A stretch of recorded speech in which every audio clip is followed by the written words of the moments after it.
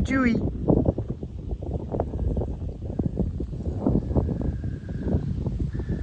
Welcome back, everybody. Yes, there is a breeze.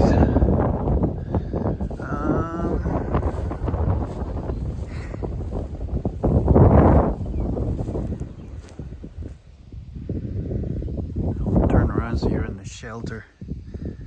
So yeah, it's lunchtime, 12 o'clock. That's when I start my day. For those of you who don't know, Piper Doug is, according to Canadian Health Guide, whatever it is, apparently Piper Doug is handicapped. Hi, Chewy. Yes, and most people would say it's handicapped from the neck up. Chewy would never say that because she's not rude. Yeah.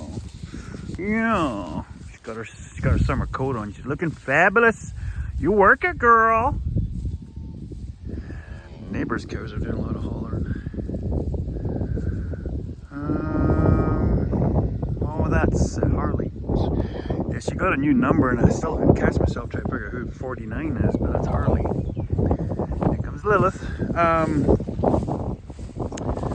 So unless there's something like really going on, like we're chasing the weather, doing hay or something, I don't work mornings. So what happens is me and the boss lady get up first thing, and then she has a coffee, I have a tea, and we'll usually have a couple of cups, and we'll solve the world's problems. I don't know what the heck they're getting all Twitter pated over. Hey, Chewy. So I have lunch earlier, like 11, and then I start my day at 12. And then I usually work from 12 till about 9 or 10 at night. Somebody's getting worked over. Whew, I'm not going to stare. Hi, baby girl. You're a stunner. That is Boo. Boo has lost her tags. So yeah, I start work at 12, so I will come out and do my walk around. And that way that it just takes me a little bit longer to get going in the morning, because I have spinal problems. I've had a lot of parts replaced in my lower back. I've had one disc completely replaced, and I have 2 metal rods in my lower back holding the lower part.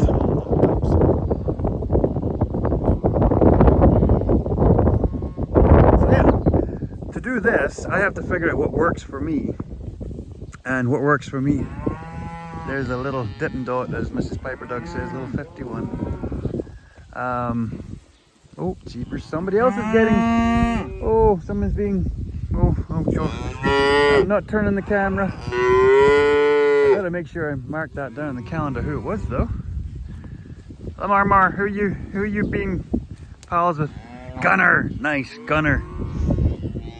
Gunner was one of the ones we were keeping an eye on, make sure he gets worked. Now, while you're reaching through there, you got lots of grass up the road. Chewy. So, you figure out what works. So, I am going to take a walk around, just keep an eye on everything, and we'll get a better day. I'm going to start getting the disc bind ready for getting cutting. So yeah, Squiggles, Squeaks, and their mom. There's genetics for you. So waiting to hear back from Mazers, because Big Curtis is supposed to come down, and we got to replace a seal on the output on the gearbox and the output on the pump drive, because it's filling the gearbox with oil. So I figured I'm just going to leave that to Curtis. He has to check and or replace this, because the header drive shut off is not shutting off, and then after that it's just chasing leaks. You'll see some little drips there. There's a large drip right there, but that drip might actually be something quite straightforward. I'm going to leave that open. Because from what I can tell, it's the case drain or overflow or power return for this pump drive, because this is a twin drive. So is the other header that I bought. But I don't want to start robbing parts off the other header, because I want to keep it, because sadly this year, well, we might be able to, but we're not gonna. Look at another machine, so we'll have a pair of these. That way we'll have a pair of balers, a pair of cutters. Where was I going with that? Squirrel! So, what I can tell is the O-rings inside that connection are jiggered. So, as you can see right now, it's not dripping. So rule of thumb is, if the coupler is not dripping when it's not connected, but it's dripping after it's connected, it means you've either got quite a lot of damage to your end, it's not smooth and round, or your O-ring is pooched. And I don't know if it's quite obvious, but that O-ring is pooched. Now I do have O-rings. And yes, there is a big difference between the red box of O-rings you buy at Princess Auto and a blue box of O-rings you can get from hydraulics places, because hydraulics O-rings are different. They're made of a different type of rubber and they're a different consistency too. So I'm gonna pull that one out. I see there's a little drip on the underside of the Ram one too. Everything really needs kind of going over on this old jigger.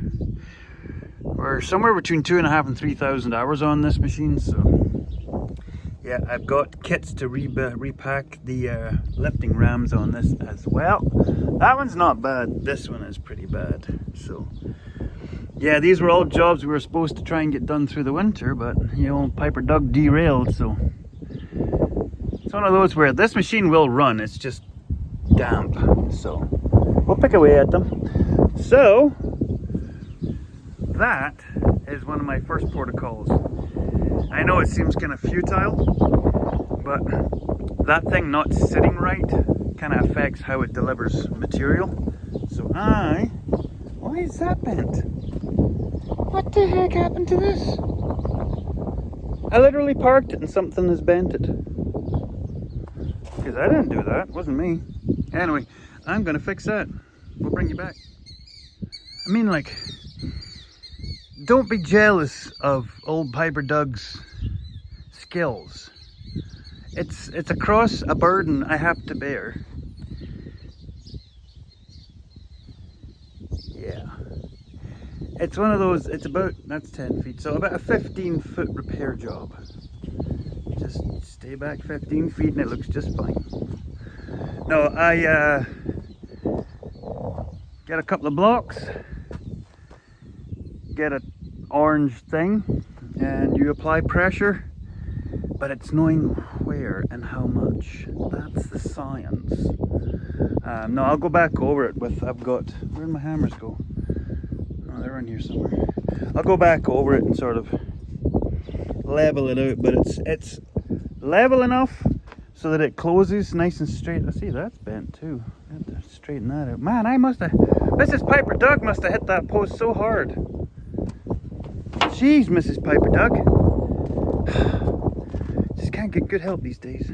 Anyway, so I'm going to pull that O-ring, and I brought the impact out, so we're going to replace all the blades, because yeah, I think they're all, I had evened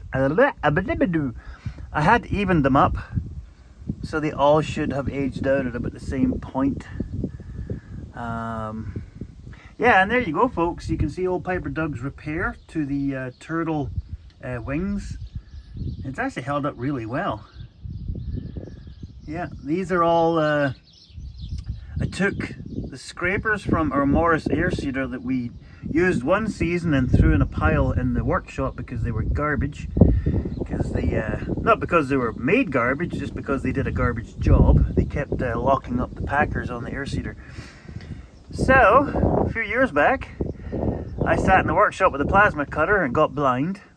But while I was doing it, I cut them all out into plates and then welded them onto the wings, because these little wings are like $200 a piece. Yeah, that's right. So you imagine how much this all costs. So I fixed them, and from my experience, they are working just fine. They're not catching much.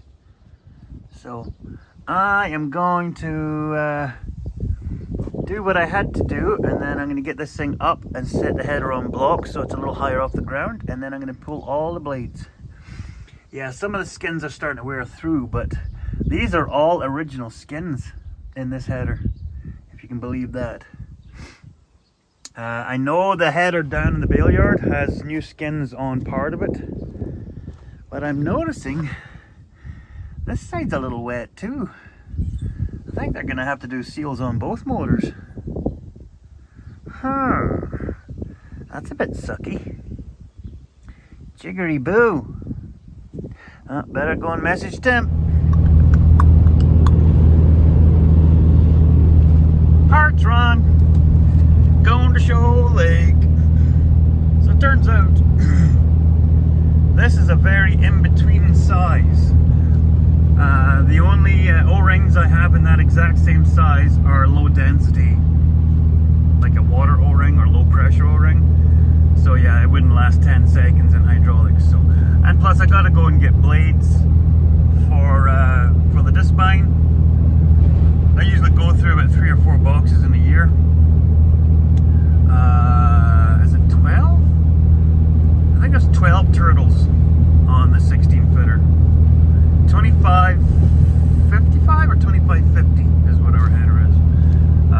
So I'm just gonna go up, grab a whole bunch of boxes of blades and bolts and the crowns, because it's not a nut, it's got a bevel in it. As far as an O-ring now, that's all I need. Just need the O-ring and the blades to get me started.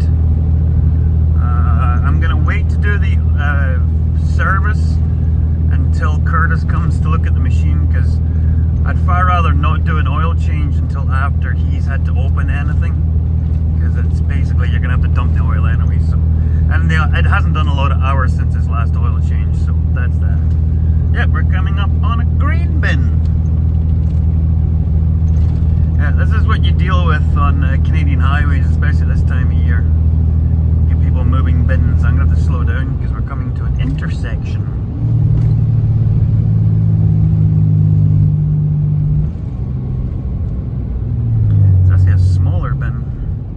Actually, it looks like one of the bins that we used to have in our yard. It's the same company. I think it's Balin.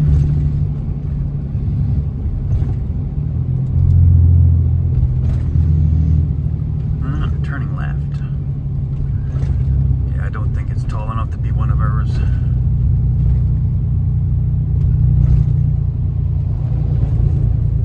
Looks like wherever it's been sitting for a while, because the inside ring on that bin stand looks pretty rotten. That's small.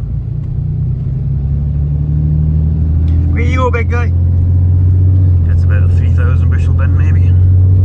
Jeez, how mad do you think Mrs. Piper Doug would be if I came home after buying that green tractor? Yeah, sorry, you won't find me buying another one of those though. No. I'm afraid it'll be a long day before I'll ever buy another blue tractor. I love Fords, but twice bitten, many times shy. I don't know if I ever really told the whole story about my fight with the sales people up here at well, it was Shepherd's. Mazers at Shoal Lake. Shepherd's was a great place to deal with, and we had great relationship with them when that guy sold equipment to us.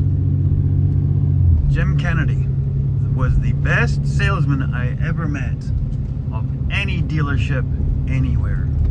He was an honest guy, and he got you into the best machine for your money, bar none. Like I said, it was a crying shame when he retired. Great guy too. Still talk to him today. He's a friend of the family. Actually, he was meaning to get in contact with Dad. Dad, just so you know, Jim's trying to get in contact with you.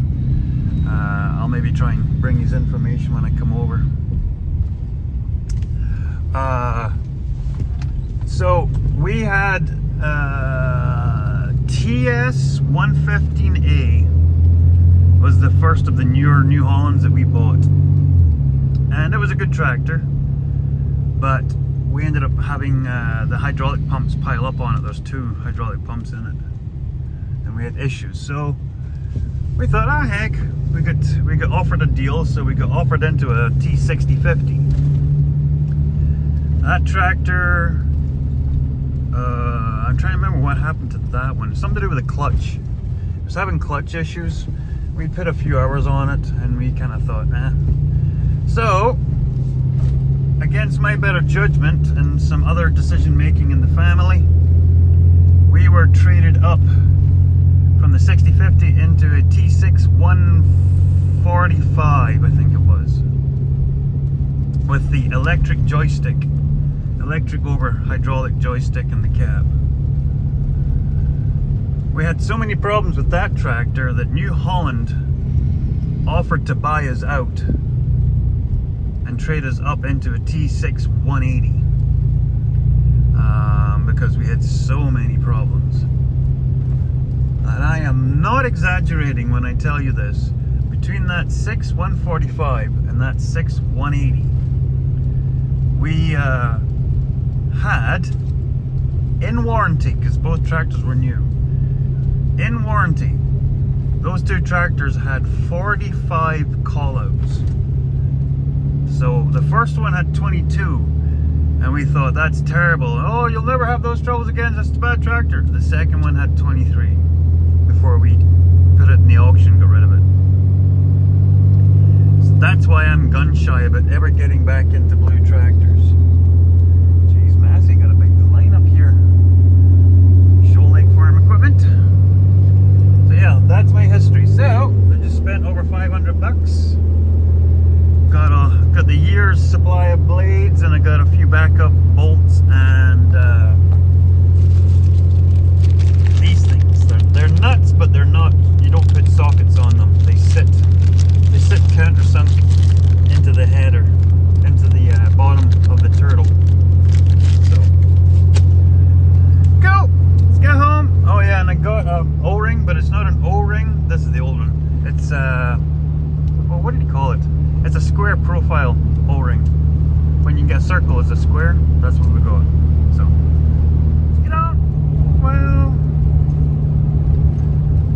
what the heck is this?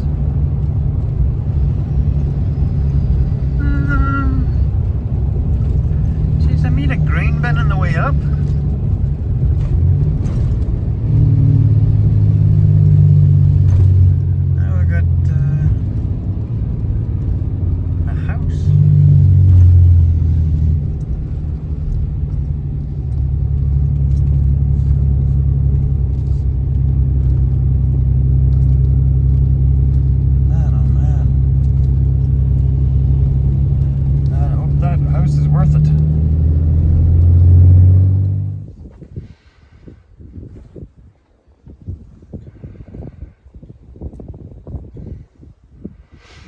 So, now that we're getting a little bit more acquainted in here,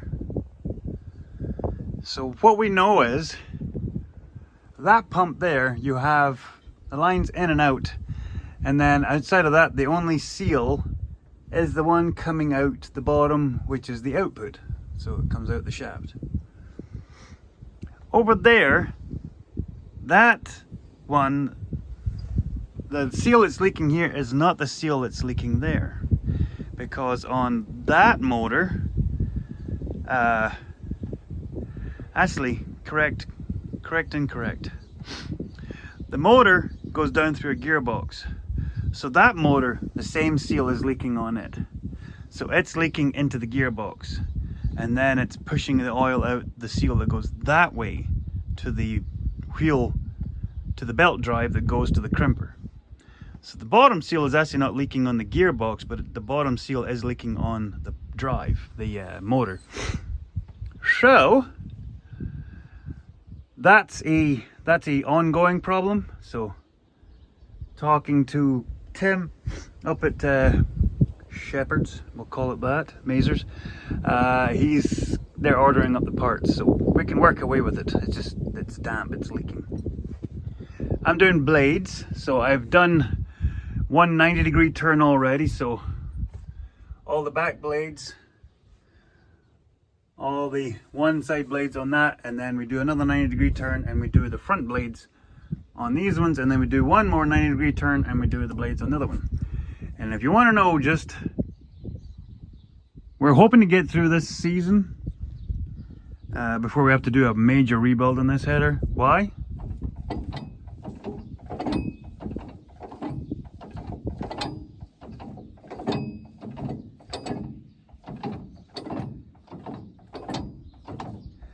That's how much play there is in all of the horizontal drives. So the whole thing's going to be to replace the whole lot. And that's not cheap. I think they said it's close to 10 grand for a whole new cutter bar. So that'll be fun. But that is the meat and potatoes of the whole thing once we're done. So yeah, we'll cross that bridge when we get to it. Because ironically, the actual gearboxes, the actual casings are good, except this one's broken. This was broken when we bought it. It needs all new skids, because I run on the wheels. There's wheels either end.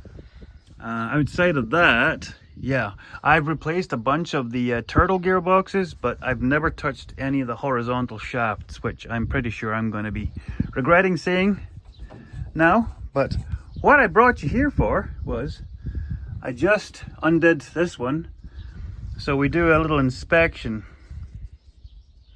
So you look and you can see how it's starting to get a notch where the blade sits in there. So when that happens, you start getting a lot of waggle. And that's when you start to get blades. When blades have that much room, that's when you get them making contact with, like, well, that's bent, but it makes contact with extra stuff. So we replace it with these. So then that takes the wiggle out of the blades last longer. We replace these every so often unless they get damaged. So that's them, and then we have all the new bolts with the Loctite is already on them. So that's my kit: blades, the nuts, well, they're inserts, and then the bolts, and then I have a whole bunch, because like I said, here's one that got particularly bad. So it gets that notch worn, and then that blade just starts vibrating around. So yeah, they detonate after a while. So I'm gonna get all the blades done, and then we might go and take a test. I'm waiting for that black piece there in the sun to flatten out so I can put it back on, because that's what protects the metal bodywork from rocks hitting up against it. It doesn't protect it from fence posts in amongst some cattails. Yeah, I don't know who would have done that. Anyway, I'm going to put this back together and get going, because sitting on the ground is not my favorite thing to do. We all know Silky. So here you go. See that? That's the oiler. I didn't have to come out and spray any of them. So I filled the oiler back up yesterday, and that shows you the Bowman cattle oiler when they get going on it, and that little gold needle in the center, because that's where it releases, because as they rub it pushes it up and it like pulls the stopper out of the bottom of it. And as you can see, one fly, she's got about 20 on her, but not up on her bag.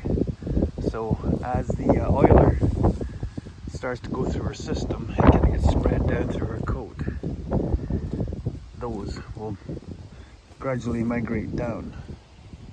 So the only issue we have is they still will get some on their legs, but not a lot of tail swishing, so that's good. There's squiggles. There's squeaks. Yeah. Talk about awkward. Got a cow down there feeding her calf, and we have our 4-year-old bull stealing milk off of her. That's just freaking awkward. Hey, speakers.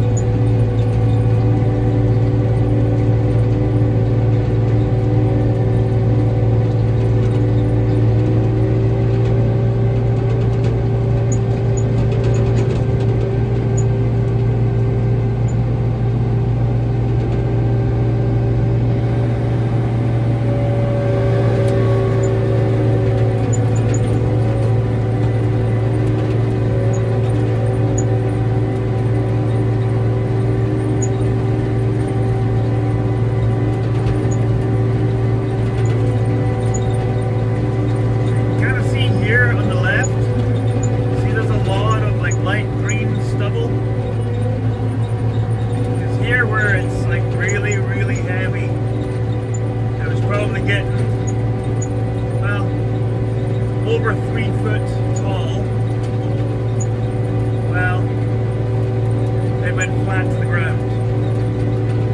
So I don't want to cut any closer than I already am, but it's leaving some behind. It's not the end of the world. That'll still end up going into the header on the second cut. And yes, that is, what I can tell, that is raindrops you are seeing. Yeah, the rain that they had called off for today is now what you are seeing on the windshield. But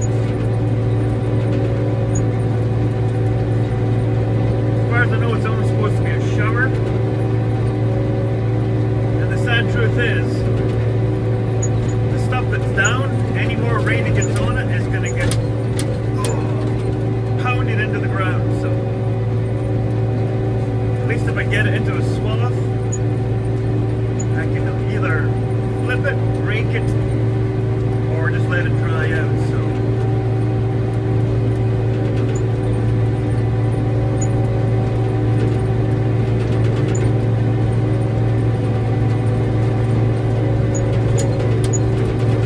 Mother Nature.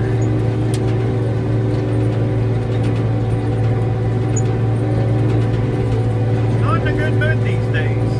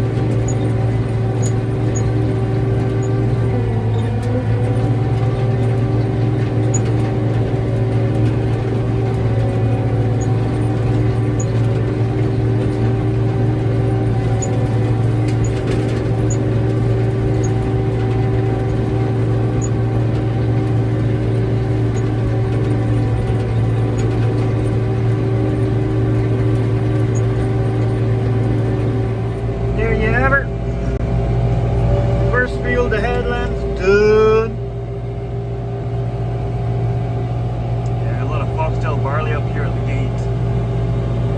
This is always one of the heaviest parts of the field, right behind the bale yard. Always has been. But so I'm gonna go and take the headlands off the lower field, and then take a drive out to the big quarter way over there. See about doing it.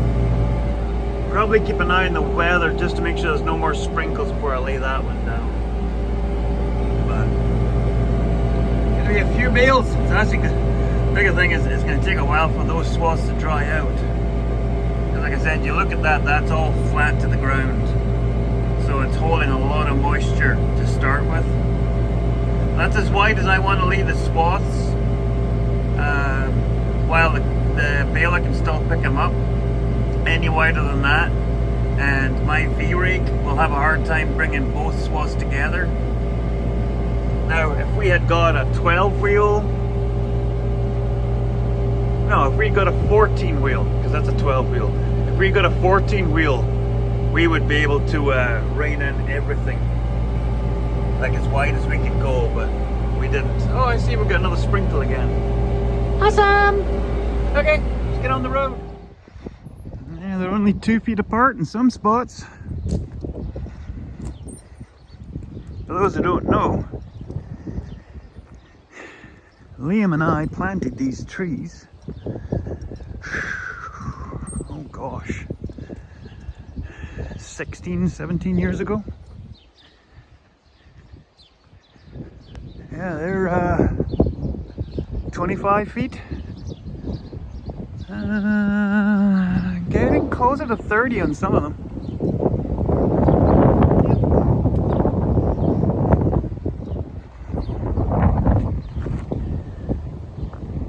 Love it. Always wanted a treated driveway. All you gotta do is want it hard enough, you can make it happen. So now we're down in the south field. So go from the hilltops where there's really not anything. It's only fit for grazing. And then you get to that stuff where it's hard to get that to ripen down. Now, this area is getting smaller and smaller every season because this hay stand is 8 years old now, I think it is. So this alfalfa area with grass in it is getting smaller and smaller. First cut's always great off of the whole field, barring this area. Second cut gets less and less. So this will be after the quarter over there on either side of the dam. So we'll do our 6 rings around the field and then we'll head up to the big field.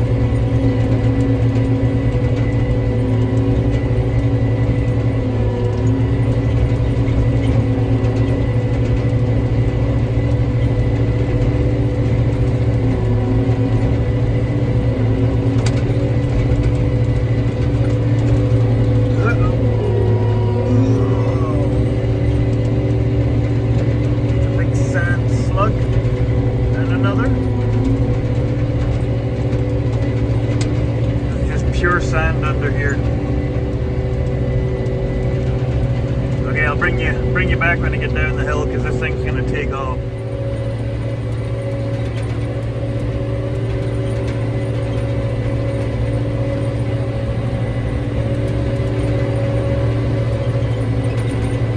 It's all laid down in here.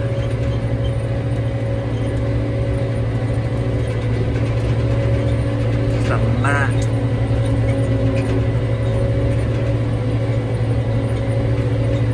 I would not want to be doing that with a hay bind.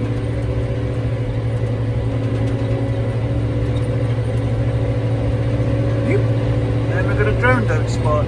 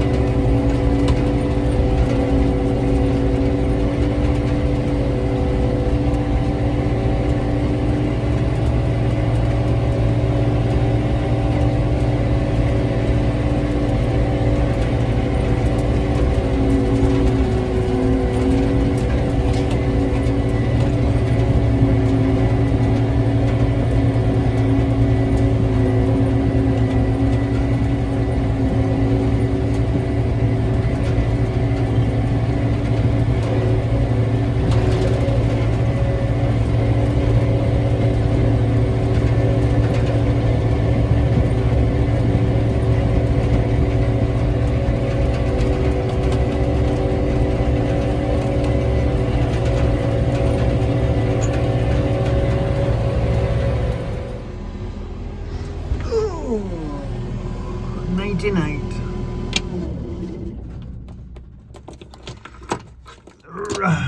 You stay right there. Get my Hyatt. Yeehaw, partner.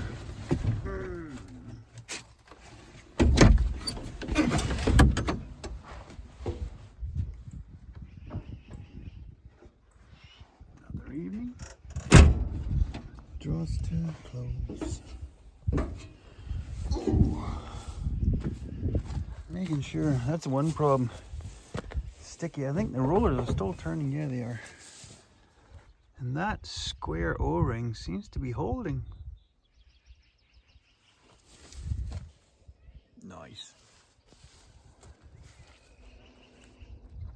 So that's the headlands on both south fields on that 1/4 done. So tomorrow we're going to go and open up the big field and get the swaths down either side of the tree rows done. Oh, dang magpies. So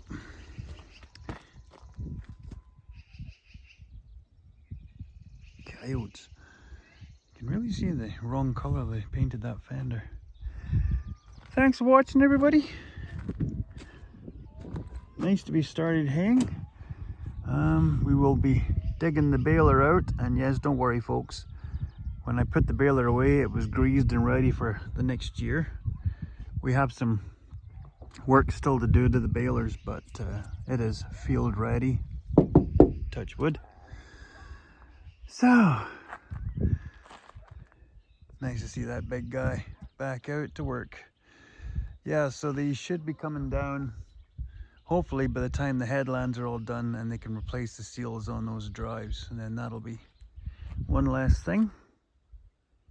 So hopefully you come back and visit us again. And we'll get the rest of the Hain 2025 off to a good start. Teddy bye, everybody.